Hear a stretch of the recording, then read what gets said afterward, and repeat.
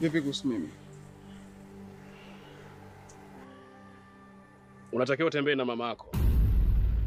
Niende naye wapi?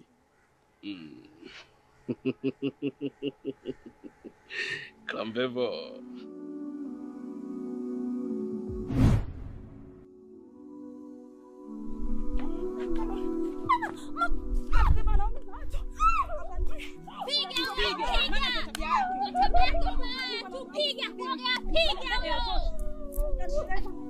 Mwache utakuja kusikia.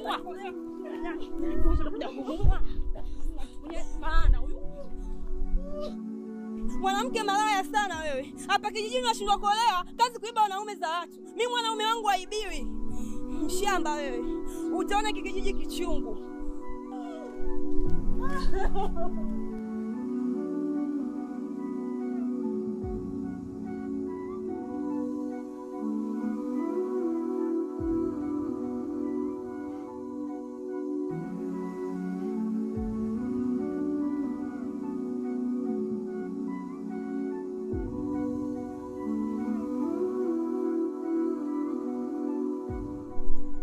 Pole sana mama.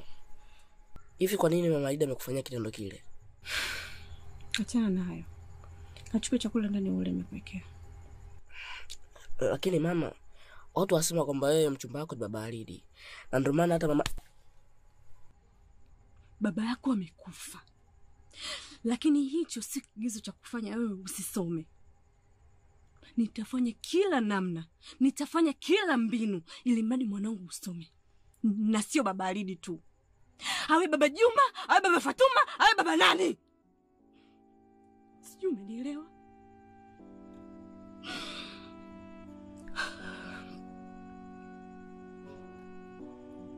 Vipi kwanza kuhusu shule? Mwalimu amesema kwamba kesho nisipopeleka hela mchango atanifukuza.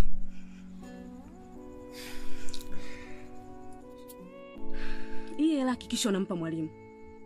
Ninachokitaka mwanangu usome. Na ndio maana napambana na dhalilika ili kutimiza ndoto zako. Hebu kachukua chakula ule.